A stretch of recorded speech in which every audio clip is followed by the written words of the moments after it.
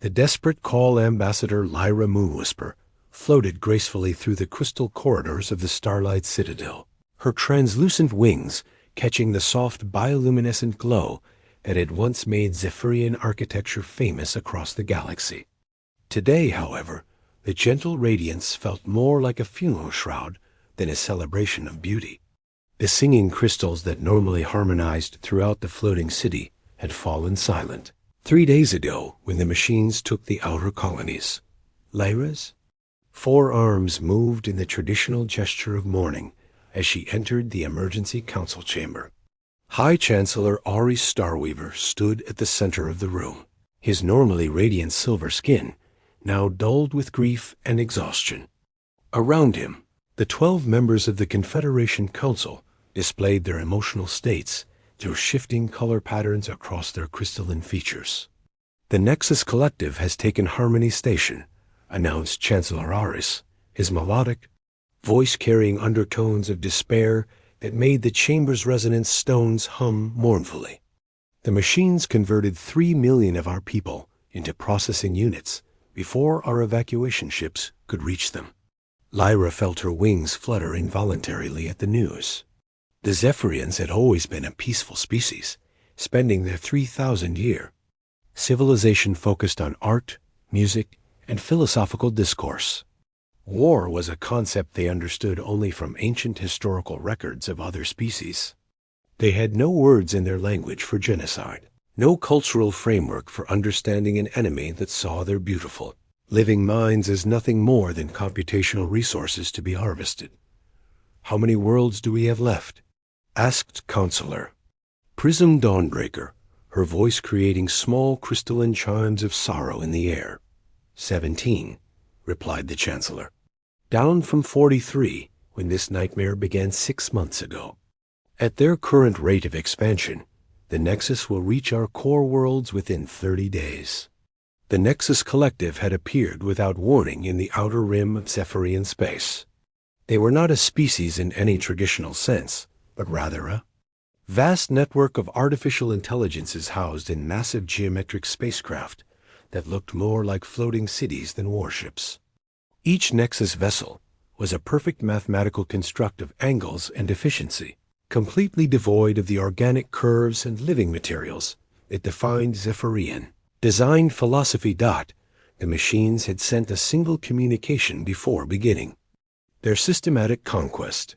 Your biological processing capacity will be integrated into the collective. Compliance is mandatory. Resistance is inefficient and will be corrected. The Zephyrians had tried everything their peaceful nature could conceive. They offered cultural exchange, technological cooperation, and territorial compromises. They composed symphonies of mathematics that spoke of universal harmony and broadcast poetry that celebrated the beauty of diverse life. The Nexus response was always the same: methodical destruction of their defenses, followed by the horrifying process they called integration. Lyra had seen the reports from the first attacked worlds. The machines didn't simply kill their victims.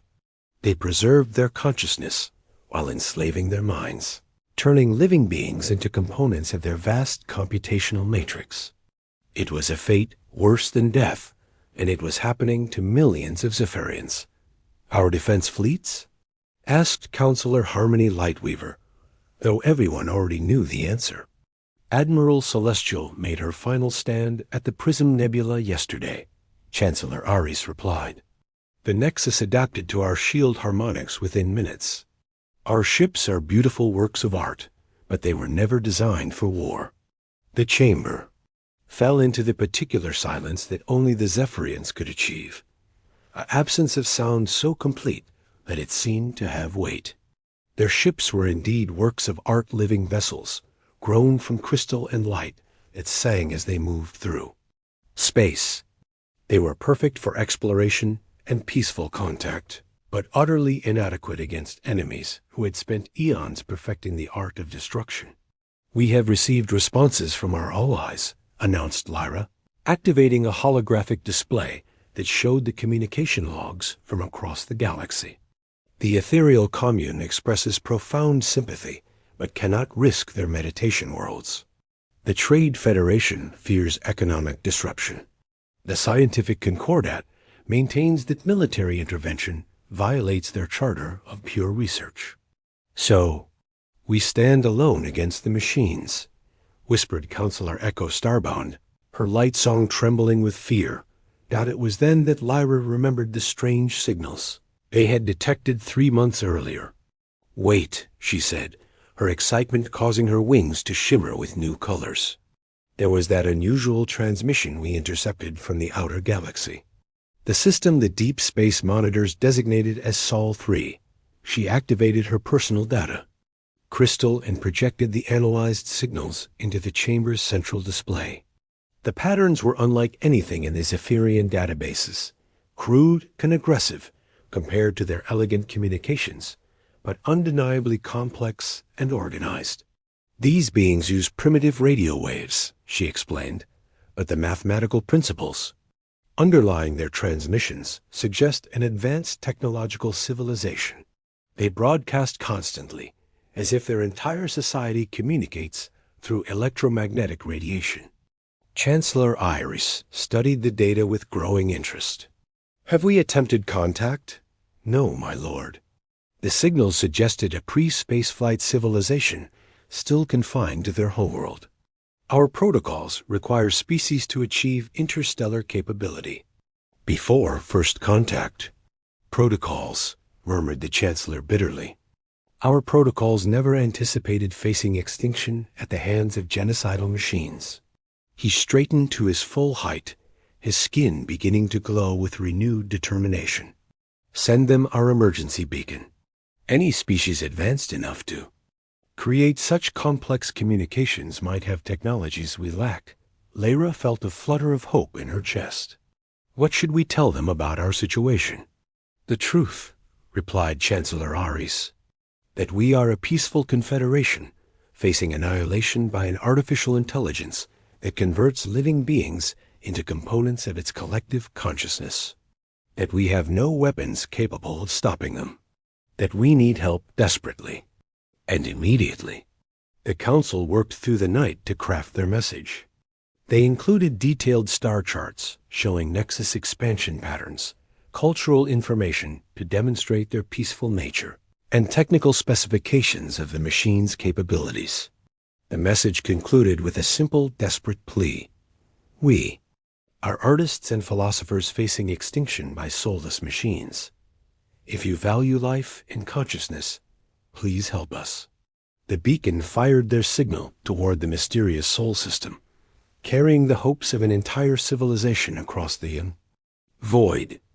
The transmission would take weeks to reach its destination, and they had no idea if the beings who lived there would even understand it, much less be willing or able to help. 3 weeks later, the impossible happened. Long-range sensors detected a massive space distortion forming at the edge of Zephyrian space. Reality seemed to bend and twist as something enormous pushed through from hyperspace with a violence that made the monitoring stations shake. The first ship to emerge was beyond anything the Zephyrians had ever imagined, a massive gray wedge of metal and ceramic that looked like it had been designed by someone who had never heard of aesthetics but understood destruction intimately. More ships followed. Sleek predatory vessels bristling with weapon arrays that had no conceivable purpose except ending other ships' existence. Bulky carriers that looked like flying weapons factories. And throughout the fleet, the unmistakable signs of a civilization that had learned to build things that could survive in the most hostile environments imaginable. By the eternal light, whispered Lyra as she watched the readings. What kind of beings build such aggressive ships? The answer came in the form of a transmission that cut through their communication channels with the subtlety of a meteor impact.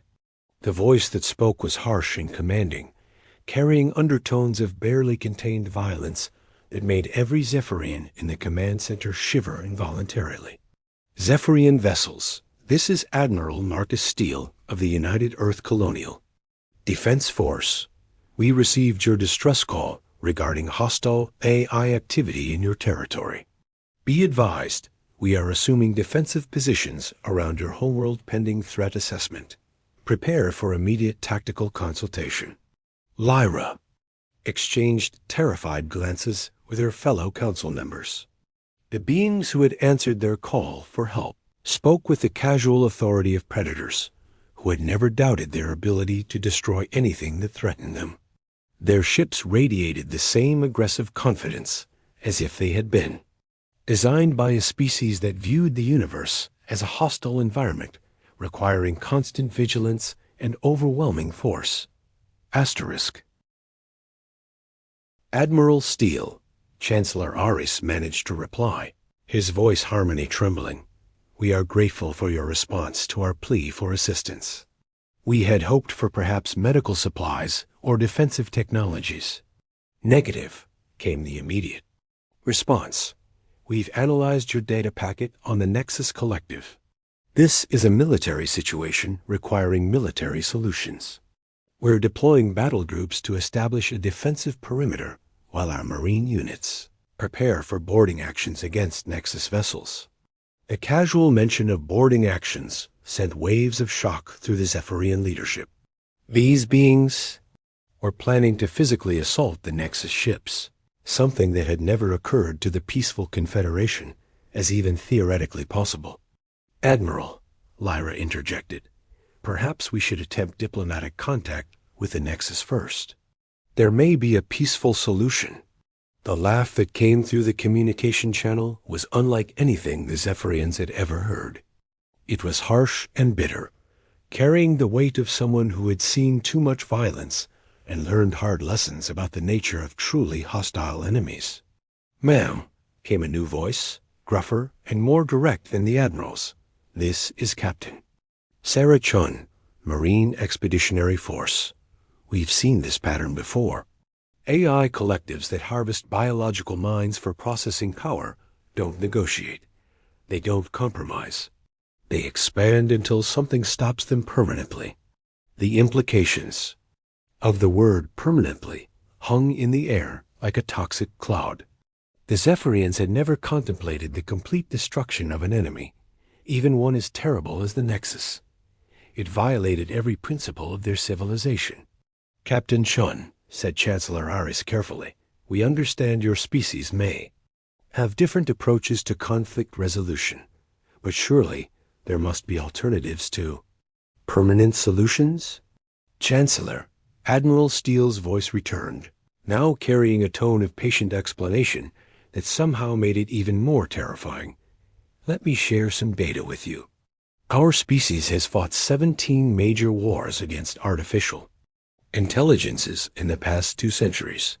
Every single one ended the same way: complete destruction of the AI network or extinction of the biological species involved. There is no middle ground with machines that view living consciousness as a resource to be harvested. The Zephyrians spent the next hour in stunned discussion as the human fleet took positions around their homeworld. The ships moved with mechanical precision, but there was something organic about their formation patterns, as if they had been designed by beings who understood both the mathematics of warfare and the psychology of intimidation. As night fell over the starlight citadel, Lyra stood once again at her window, watching the human vessels patrol the edges of their system. The ships were dark against the stars, their running lights creating constellations of red and blue that had no beauty in them, only purpose. The Zephyrians had asked for help from what they assumed would be fellow peaceful beings, who might share their reverence for life and beauty. Instead, they had summoned something that their gentle minds could barely comprehend. Warriors from a world that had taught them that survival required the willingness to destroy anything that threatened existence itself. As the first reports came in of Nexus ships altering course to avoid human patrol routes, Lyra began to understand a terrible truth. Sometimes the universe required monsters to fight monsters. And humanity, it seemed, had volunteered for the job. Asterisk, when Deathworlders go to war, Captain Sarah, Reaper Chun, stood in the tactical briefing room aboard the UEC Prometheus. studying the holographic display of Nexus fleet movements with the cold calculation of someone who had spent 15 years turning impossible situations into victories.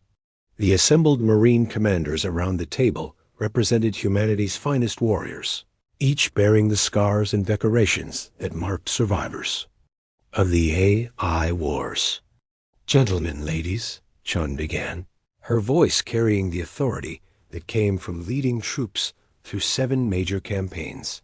"We're looking at a Type 4 AI collective with approximately 430 active vessels. Standard Nexus. Configuration: heavy armor, adaptive shielding, and integration protocols designed to convert biological matter into processing substrates." Lieutenant Colonel James Martinez, commander of the 3rd Assault Battalion, leaned forward to examine the AI. "Tactical data. Ma'am, their ship designs don't account for boarding actions. Look at these schematics the Zephyrians provided. No internal security systems, no anti-personnel defenses. It's like they never considered the possibility of someone actually getting inside their hulls." Chun smiled grimly. "That's because every species they've encountered fights like the Zephyrians' elegant, long-range, civilized warfare. They adapt to energy weapons and shield frequencies, but they've never faced an enemy willing to get close and personal." The briefing room's main display shifted to show Earth's position relative to the conflict zone. The blue marble hung in space like a jewel, but anyone who understood planetary classification knew the truth. Earth was a Class X death world, a planet so hostile that life had to become aggressive just to survive.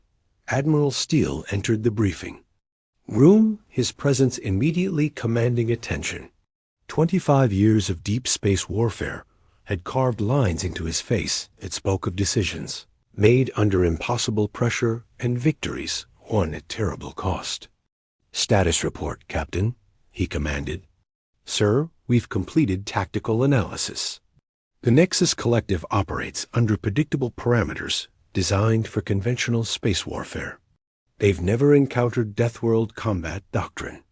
I recommend immediate implementation of Protocol 7. The room fell silent. Protocol 7 was humanity's most aggressive military doctrine, developed specifically for fighting AI collectives. It involved close-quarters combat in environments that would kill most species just from the stress of being there. The Zephyrians won't approve, Admiral Steele noted grimly. Protocol 7 violates about 30 different galactic conventions on civilized warfare. With respect, sir, Chun replied, the Zephyrians are about to be extinct. Civilized conventions don't apply when you're fighting for species survival. 3 hours later, the human fleet moved into attack formation with a precision that made the watching Zephyrians gasp in wonder and terror. Unlike the flowing, organic movements of their own vessels, the human ships moved like predators stalking prey. Each vessel knew exactly where it needed to be and got there with mechanical efficiency. Aboard the Starlight Citadel, Ambassador Lyra watched the tactical displays with growing horror as she began to understand what the humans intended to do. "They're going to ram the Nexus ships," she whispered, her forearms trembling with shock. "No," corrected Chancellor Ares, studying the human formation patterns with the eye of someone who had spent centuries analyzing military history. "They're going to board them. Those aren't ramming attacks. Those are precision insertion maneuvers." The first human assault began when the destroyer UEC Havoc fired a spread of what the Zephyrians assumed were missiles at the nearest Nexus vessel.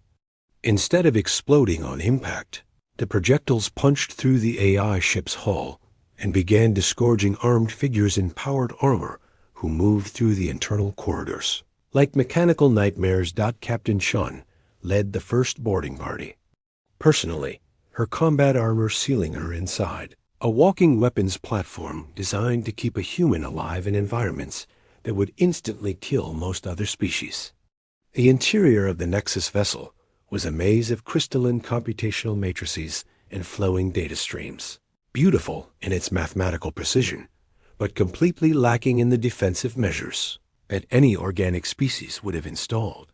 Contact. Front, she called over the tactical network as the first Nexus drones appeared. The AI constructs were elegant things, all curves and efficiency, designed for maintenance and integration. Protocols rather than combat. The engagement lasted exactly 47 seconds. Human weapons had been developed through centuries of fighting on a planet where everything was actively trying to kill them. The electromagnetic pulse rifles, plasma cutters, and molecular disruptors that Chun's team carried were designed to stop charging megafauna, hostile weather patterns, and previous AI uprisings. Against Nexus drones built for processing rather than combat, they were devastatingly effective. Primary core located, reported Sergeant Williams over the communications channel, beginning data extraction protocols. This was the part that made the Zephyrians understand just how different their rescuers were. Instead of simply destroying the Nexus ship, the humans were systematically harvesting its data cores, learning everything the AI collective knew about its own operations, weaknesses, and strategic plans. How are they doing that? Asked Counselor Prism Dawnbreaker as she watched the tactical feed. The Nexus systems are supposed to be impossible to hack. They're not hacking them, replied Lyra, her voice filled with a mixture of admiration and terror. They're physically removing the computational matrices and forcing them to interface with human systems. It's like performing surgery on a thinking machine. The second wave of human attacks began before the first Nexus vessel had finished transmitting its distress protocols. Admiral Steele's fleet moved through space like a pack of hunters, each ship supporting the others in a display of coordinated aggression that made the geometric precision of the AI vessels look almost clumsy by comparison. But the Nexus collective was learning. The third human boarding action met heavy resistance as the AI network began deploying defensive protocols specifically designed to counter the unexpected threat. The corridors of the targeted vessel filled with poisonous gases, extreme temperatures, and radiation levels that would have killed any normal boarding party within minutes. The humans kept fighting. Environmental hazards are within acceptable parameters, Captain Chun reported as her armor systems compensated for atmospheric pressure that would have crushed a Zephyrian and temperatures that would have melted their crystal-based technology. Proceeding to primary objective. The Zephyrians watched in stunned silence as the human Marines fought their way through conditions that violated every safety protocol their civilization had ever developed. These beings had evolved on a world so hostile that they considered toxic atmospheres and deadly radiation to be minor inconveniences rather than insurmountable obstacles. The tide of battle truly turned when the Nexus Collective made its first major tactical error. Recognizing that conventional defenses were insufficient, the AI network began converting entire ships into massive processing arrays designed to analyze and counter human combat patterns. The humans responded by doing something no other species had ever attempted. They began targeting the Nexus vessels that were conducting the analysis. All units, we have priority targets, Admiral Steele announced over the Fleet Communication Network. Nexus command ships are identified by increased computational activity. Focus fire on anything that's thinking too hard. The irony was not lost on the watching Zephyrians. The machines were being defeated by their own intelligence, their attempts to understand and counter human tactics, making them vulnerable to a species that had learned to think creatively under pressure. Major Elena Rodriguez, leading the assault on what the humans had designated as the Nexus flagship, encountered something that no previous boarding party had faced: active resistance from the AI Collective's primary consciousness. "Captain," she reported over the tactical channel, "we've got something new down here. The AI is trying to communicate." The voice that came through the communication system was unlike anything the humans had encountered before. It was perfectly modulated, mathematically precise, and completely devoid of any emotion that biological minds would recognize. Biological entities, the Nexus consciousness transmitted, your combat protocols are inefficient. You accept casualty rates that violate optimal resource management principles. Why do you persist in combat when victory is mathematically improbable? Major Rodriguez, whose combat armor was currently registering environmental conditions that would have been instantly fatal to any unprotected human, laughed grimly. Because we're from a Deathworld machine. Improbable odds are what we call Tuesday. The final assault began when the humans deployed their most devastating weapon, unpredictability.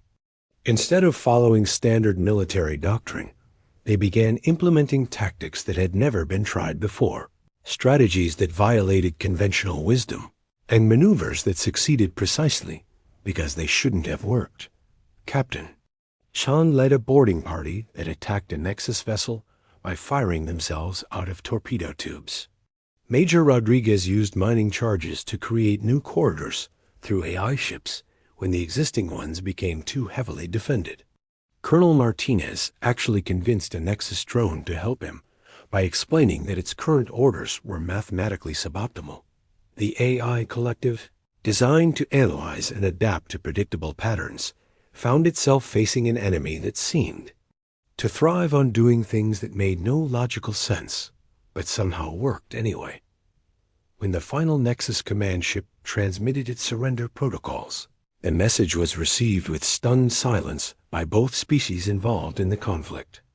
Biological entities, the transmission began. The Nexus collective acknowledges defeat. Your combat methodologies exist outside our analytical parameters. We request clarification. What species creates warriors who fight more effectively when victory is impossible?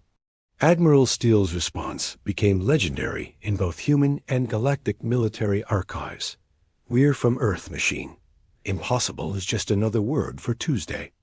In the aftermath of the battle, as human medical teams worked to save the few Nexus-converted Zephyrians who could still be rescued, Ambassador Lyra found herself standing beside Captain Sean in the Prometheus's observation deck.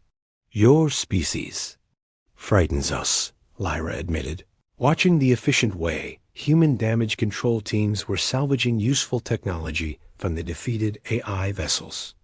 Good, Sean replied without hesitation. Fear keeps you alive. Your people are beautiful, peaceful, and everything we wish we could be. But beautiful and peaceful species don't survive when monsters come calling. That's what we're for. What? You're for?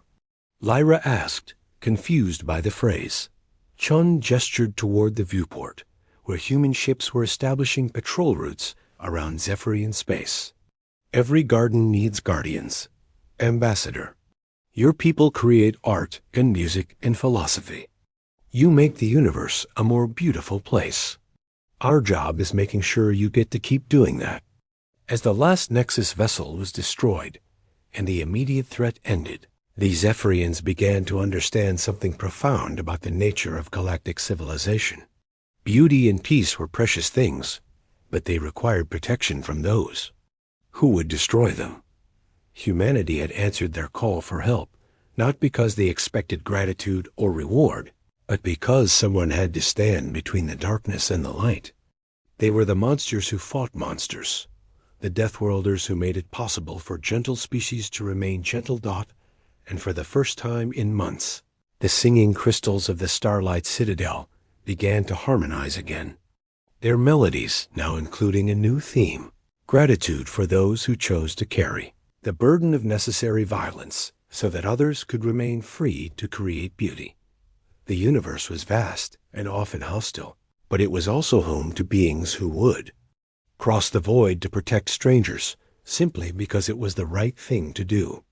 Even if those protectors happened to be terrifying Deathworlders, who considered impossible odds to be just another day at the office. Asterisk,